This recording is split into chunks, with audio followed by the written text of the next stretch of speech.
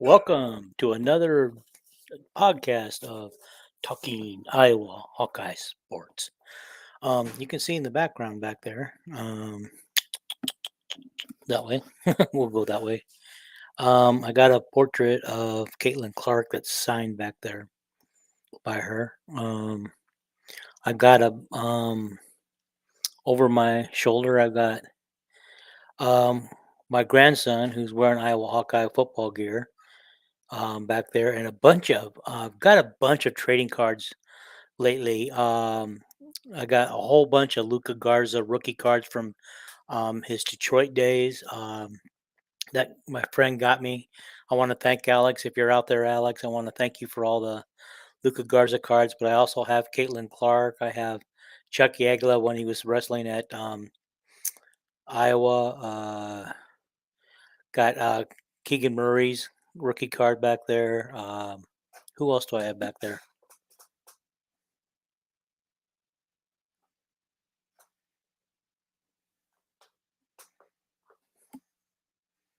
Okay, I guess that's about all I got wrapped up back there. We're gonna frame those and put them up for safekeeping. And but hey, the reason why you probably decided to tune in today because my headline said we wanted to talk a little bit about the Iowa State gambling updates and some Big Ten expansion news, which I don't know how prevalent that's going to be or how true some of this stuff is. But okay, so yesterday news broke from Iowa State, and yes, this is a Hawkeye broadcast. But this affects Iowa too. And so Hunter Decker, the starting QB last year, has a criminal complaint against him by Story City and Story County. I mean, for betting on 26 ISU games and plus one football game that he didn't play in, but he was basically one play away from one play, one snap away from being in the game. Okay, this is what he's accused of. He has, just keep this matters as we talk. All these people are innocent until they're proven guilty. And he has pleaded not guilty to this, according to his lawyers. His lawyers are speaking for him. Because the lawyers say because in fact he is not guilty. Okay. Um, he's accused of using his mom's account to do this. Okay. This really affects, this is one of these things where if he really did what they say he did, um and accuse him of, okay, and he gets found guilty of it, he will probably never be allowed to play NCAA football again. And I do not know if the NFL looks at what you did in college and keeps you from going to college if he's now banned from the NFL, because of what he did in college, or if the NFL rules only apply to what you do during the NFL. I don't know. Okay. That I don't know. So maybe somebody out there can leave a comment about it and what you know for a fact. Okay. Okay. So my, and I'm gonna give you guys opinions on this and stuff. I think, if he did what he's accused of doing, he did it knowingly. He didn't make a mistake. He made a choice knowing what the rules were, knowing that they've been told, all college kids are told about the gambling issues up front. So um, that's that's not an excuse to say, "Oh, I messed up. I didn't realize. I didn't know the rules." No, that's not a mistake. He made a choice, knowingly made a choice to bet on these games. Now, I don't have the dollar figure there, but I believe somebody figured it out. He basically averaged $7 a bet, so he's not getting rich. And I think, as the one person put it, he has a hard time separating the fact that it was only a $7 per bet on an average. Okay, so he thought that he was had a hard time, even though rules are rules, doesn't matter whether it's $7 or $7,000. You know, you broke the rules, you pay for it, right? That's the way the NCAA has set it up, and that's just how you keep cheating out of, and unruly people who are betting and forcing bets, against teams, from cheating to make an outcome on the game come alive. Same with Pete Rose. But Pete Rose has paid his dues, and so Pete Rose, needs to come back and be a member of the Hall of Fame. Okay, that's just my personal opinion, but that's a lifetime ago for a lot of people, and we'll just let that go. So, along with Hunter Decker, three other Iowa State players were named. Okay, um, Panero Johnson, who was a Big 12 wrestling champ, um, and then a former Iowa State player who bet on an Iowa State Oklahoma State game, um, but he was with the Broncos currently, and I guess just the other day or yesterday, he got suspended or kicked off the Broncos team for gambling on Bronco games and Bronco players. So um, I can't find his name. I mean, I lost all that information. I had it fresh this morning. I should have wrote it down when I had it. And then there's another player who I can't find anything about. Maybe they didn't write about him. If they did, I missed it. But there's a fourth player who also was betting on everything too, stuff like that, and bet on. So all these guys have been charged with criminal complaint, meaning that they supposedly bet underage. They bet on their schools or against their schools, and they also covered it up. Everybody we're going to talk about is also charged with covering it up by using other people's names and other people's accounts. So they look at that as a cover up because you were hiding the fact that you wanted to. And all the things they used to bet, they used a cell phone or their computers to make these bets in locations not open to on campus, locations not normally open to the public. Okay. And you guys that are coming online, I appreciate it. If you want to leave a comment or a question, go ahead, and we'll talk about it live right here. Um, so so anyway, that is So if the public has access to it, so then they must be guilty, right? No, guys, I just want to stress that we're not going to talk like they're guilty right now. All right, let's let due process take its place, and let's see if these guys are guilty by the time they get done with the court of law. All right. That's how it's always supposed to be, innocent until proven guilty. Okay, well, let's talk a little bit about the Iowa players. Okay, first you got a walk-on kicker in there, Aaron Blum. Um, and okay, he also got charged with a criminal complaint. He bet the under on an Iowa ISU game in, I think, 2021, and the score was 27-17 Iowa. Both place kickers missed a field goal in that game. All right, and so anyway, I think that come out to 44 points. The over under on that was 45. So if he did indeed bet that game, he won. He won the under on that. So anyway, he bet 170 times on Iowa on Iowa stuff. Okay, for $4,400 worth of stuff. Again, if you break that down, let's see what it comes out to be.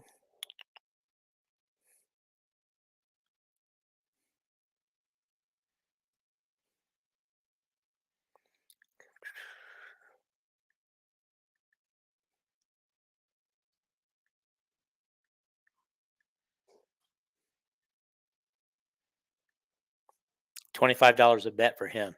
For him, it came out to $25 a bet. Okay. All right. So he also, and all these guys, if they're found guilty, are all going to lose their eligibility to be an NCAA um, permanently. Member of the NCAA permanently. Okay. So we got Aaron Eulis. Yeah, he's not a current Iowa player anymore. He transferred to Nebraska during the offseason, guys.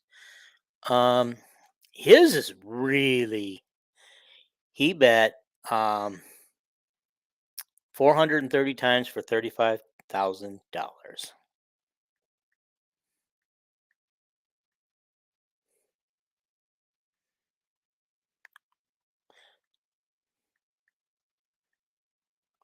so he had an average bet of $81 on his. Okay. And he was held, because of this ongoing investigation. Nebraska held him out of their trip. They went to overseas on a Spain trip and had 3 games over there. My understanding is Aaron Eulis did not play in any of those games because of his ongoing investigation. Okay, Aaron was on a brother's account, not the brother that's in the NBA. Another brother who doesn't even have the same last name as his. His last name is Parker. Okay. Um, Actually, I got written down here. Aaron's. But they're kind of confusing on what Aaron's actually is, I guess. His could be anywhere from a 50% loss of the season to a permanent loss. So I guess he didn't. They're not. They don't know for sure if he bet on Iowa games. He bet on a lot of NBA games, though. A lot of NBA games. A lot. And so, and as you guys know, he was on a member of a team that had, while he was there, I think had 4 NBA players. Yeah, 4 NBA players. Um, go to the 4 players go to the NBA. And so maybe he knew some things. Maybe he bet on some of those games that those guys played in. We don't know. That's just speculation on my part. Okay. All right. And then here's one interesting one. One of the baseball players, we already knew about Keaton Anthony, who missed 17 games of the final season. Final 17 games of the baseball season. But we still don't know his involvement because it's not come up, and he wasn't, of course, drafted, but I think he did sign on to somebody as a free agent. I can't remember who. And then we got Gehrig, also off the baseball team, Gehrig Christensen. Okay, he was underage and he bet 550 times, 559 times for $2,400.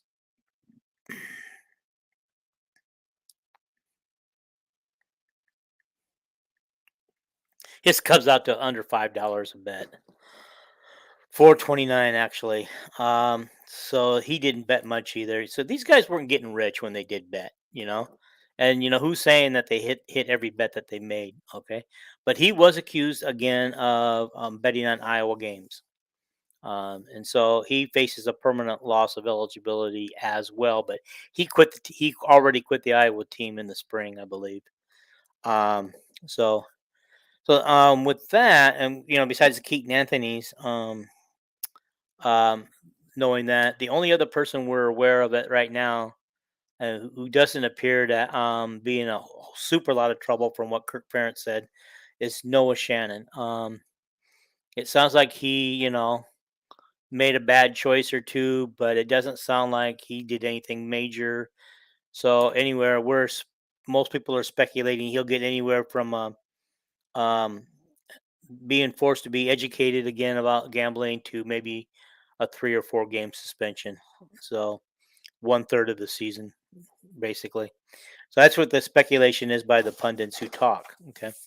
So I know. I was hoping to have the other guys on here tonight, Jason and Paul. But we're gonna do probably another show on Friday. Update everybody together. Jason is on vacation, and it would have been rushed to get him on. We'd had to postpone the show till tomorrow night. Even then, he got home late enough in the day that it would probably been rushed, and he might have been tired anyway. So we do that. Paul just goes to bed early because he gets up early at 3 in the morning for um, you guys know, work. Some of us still work. No, I don't work, but he does. Okay.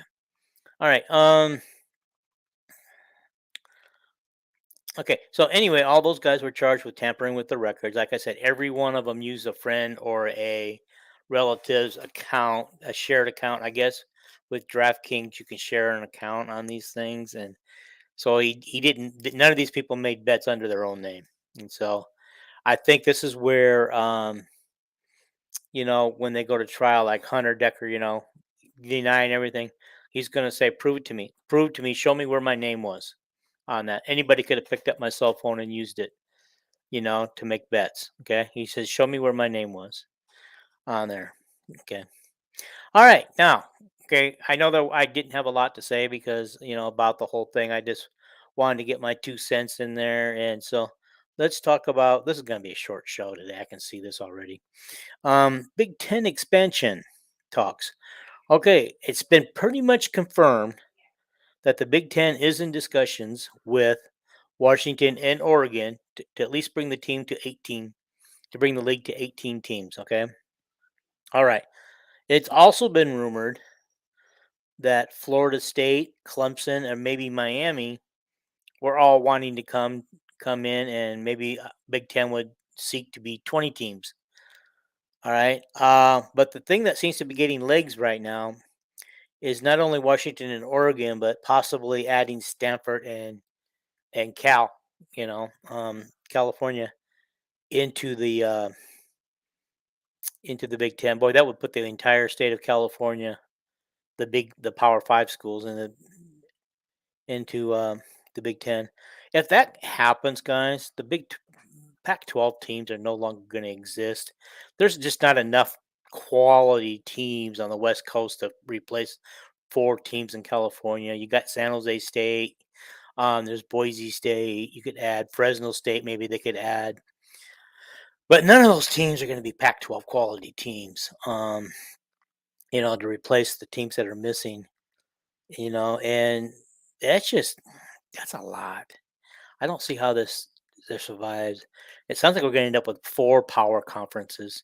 So now, instead of talking about Power Five teams, we'll talk about Power Four teams. That's just crazy to think about the expansion.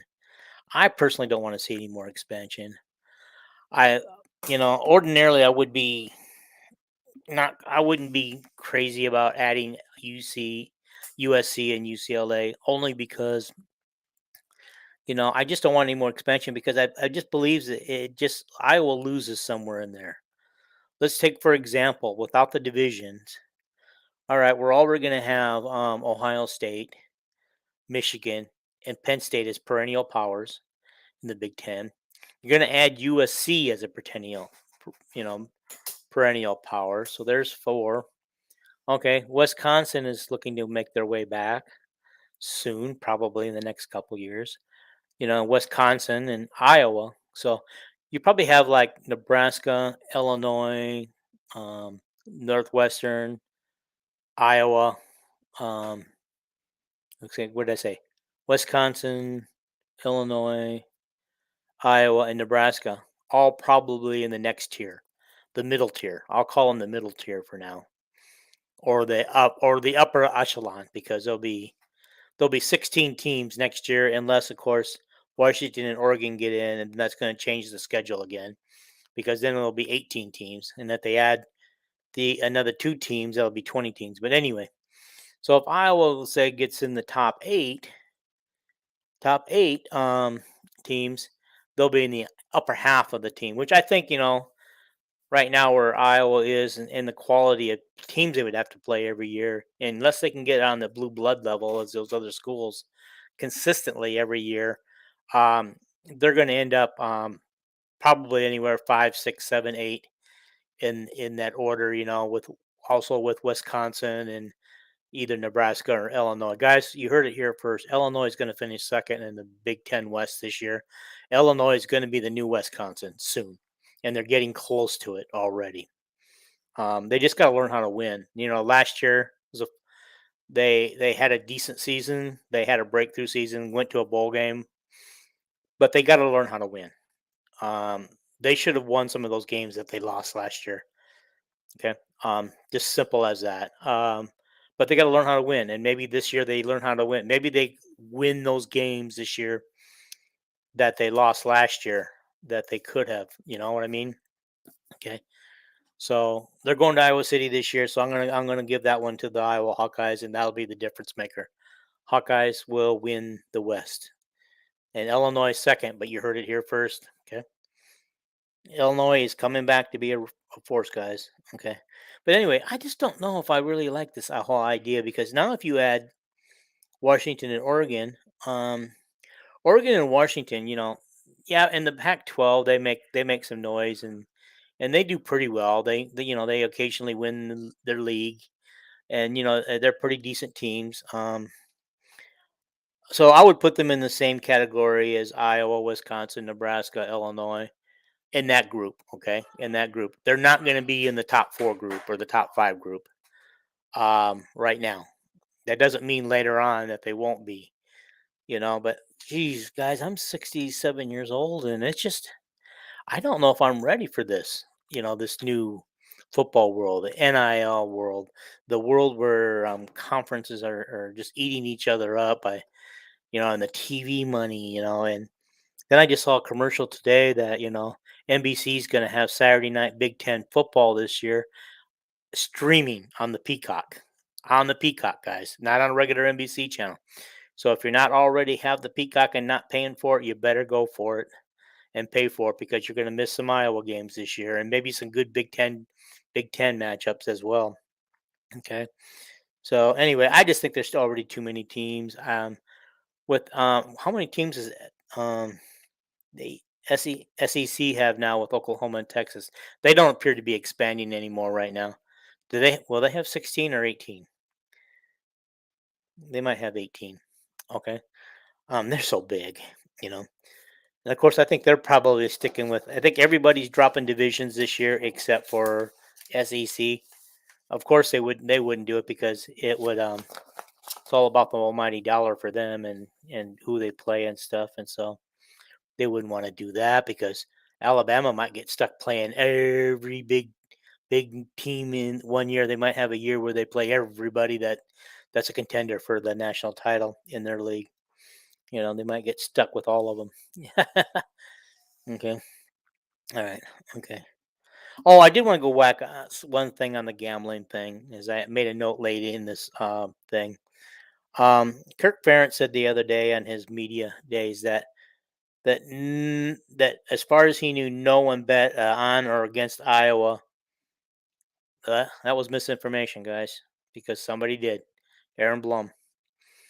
Okay, and so somebody did do that. So that was misinformation. That I don't think he was doing that. I think he was going by what he was told because he said if somebody had bet on Iowa, you would have thought he would have known by now. You would think they would keep the coaches informed of something like that. They didn't. The DCI was telling them only what they wanted Iowa to know. And they may not have told them everything about who's really involved because Aaron Blum was not one that was on the radar for anybody. He was not one of the players mentioned. And there he was, you know, snuck out there. That wasn't a name that was given to Kirk Ferentz, and I believe he got a message out there today. He left a message about that.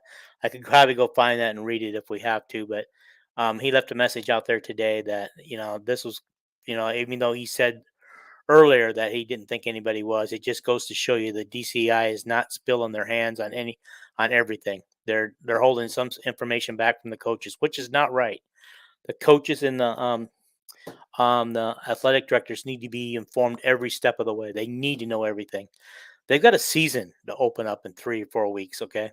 We're gonna play some football 4 weeks from now, and I think that this needs to be wrapped up completely. Suspensions handed out, you know, whatever punishments are gonna be doled out. The coaches need to know who's gonna start the season and who's not, okay?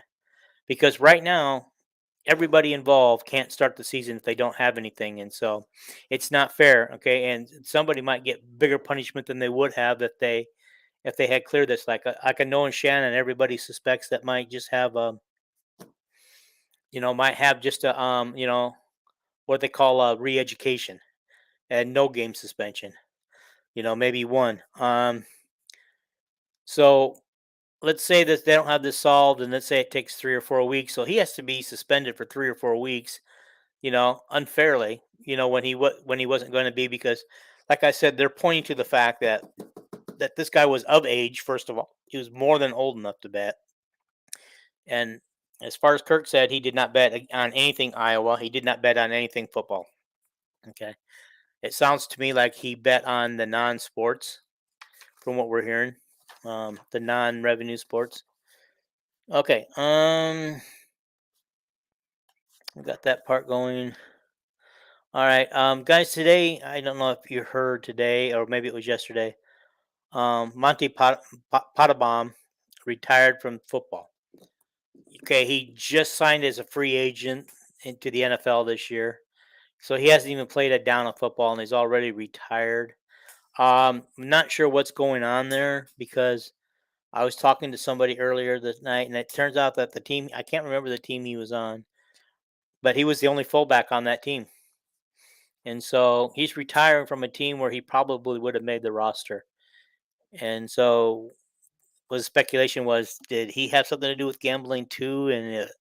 And the team is asking him to retire and get out easy without having to, publicly acknowledge this. I don't know.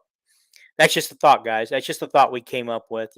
Or it could be the fact that he just had some too many concussions and he's just, he just wants to get out for a while. Get out now. Okay.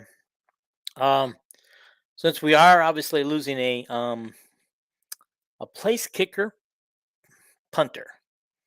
Okay, we're losing a combination placer because of the gambling stuff. Today, Iowa signed a walk-on punter who's in camp right now. Ty Nissen, Nissen. He's a punter who averaged 36 yards a punt. He's from Western Community College. He's 6 foot 0 inches and 185 pounds. Keith Duncan highly recommended this guy. Highly recommended him. He One of his film clips shows him getting an 86-yard punt off. That's pretty darn good. I'm guessing the 36-yard average is because he was asked to do some things, according to Keith Duncan, on his team last year. He was asked to do some things that made the punt short, or maybe he was already across the 50-yard line, and that would also make the punts pretty short. And so he trying to down them, and let's say inside the 5-yard line, like we try to do with our Tory Taylor. So maybe okay. Guys, if you're coming in, feel free to comment. This is a live show, and I appreciate it if you guys want to add some comments or questions to it, and tell me I'm off base on what I'm thinking, or telling me I'm right on, and let me know what's going on. I see there's a couple of you out there, 4 of you right now. I would appreciate it if you guys wanted to be a part of the show. You could just type in some comments down there. Okay. Right now, you guys probably know both men and women are on their foreign trip. So um, Coach McCaffrey was not available for comment right now on the Aaron Eulis thing. You guys think that he transferred because of that, because of the gambling thing? Because when did he decide to transfer? Because I know all this stuff broke out in May. Um, yeah. Hey, Mike. Thank you for your comment. Yes, we're going to do a game by game preview, season preview. We will be doing that. We're going to be starting that very, very soon. Jason's and Paul are going to get back on board, and Jason's going to really be good at this. I don't know if you guys saw a couple of the games where he broke down the offense for the last team play by play. We did mostly the first half um, because we didn't want to run the thing over an hour, and it took a while to run some of those plays. Um, but yes, we're gonna do that. That's definitely on the books. We're also gonna do a pre-game show every week, along with a post-game show every week.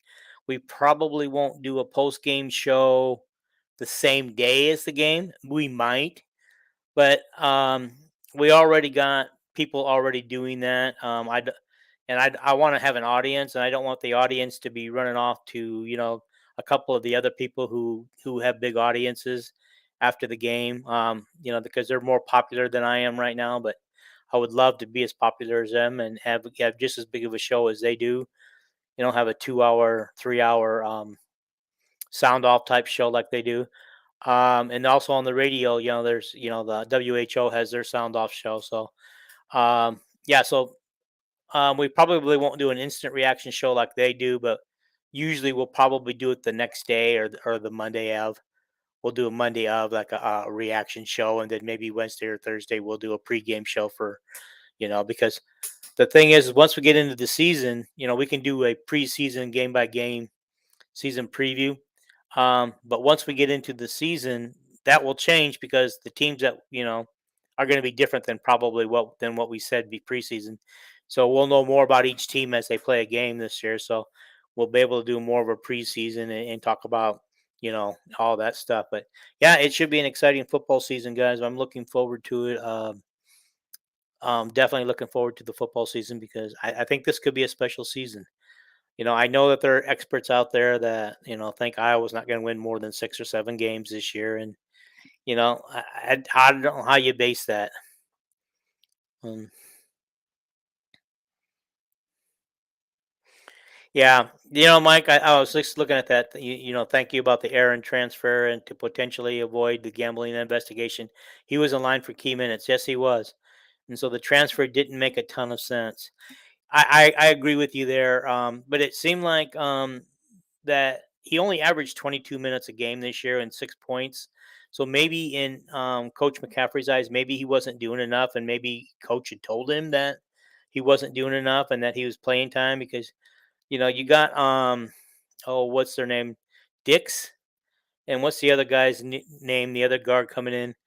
They were really pushing him hard for minutes last year every time because I mean Coach McCaffrey had a short lease with Ulyss and so that may be reason why he's gone. But yeah, the gambling thing it came to light in May, and I don't remember when he actually got in the transfer portal and left. But yeah, it didn't make a ton of sense because I mean, it's up to him to go and keep that job, that starting job, and stuff that he appeared to lose at the end of the season. Okay.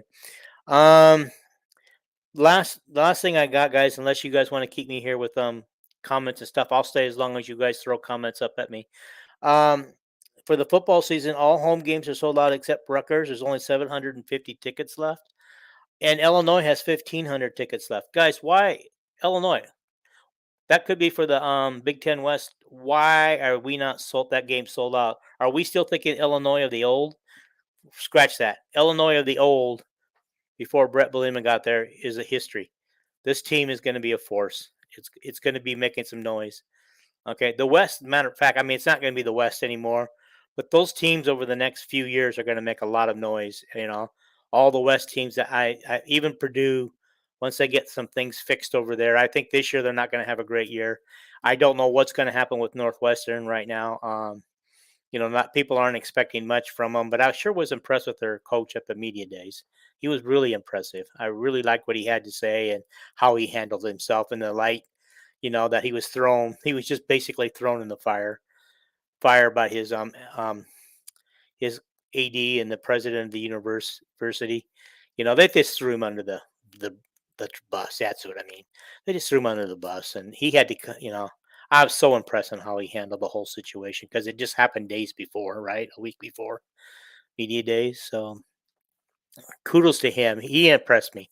He impressed me, and if he can coach half as well as he can talk, Northwestern won't be down long.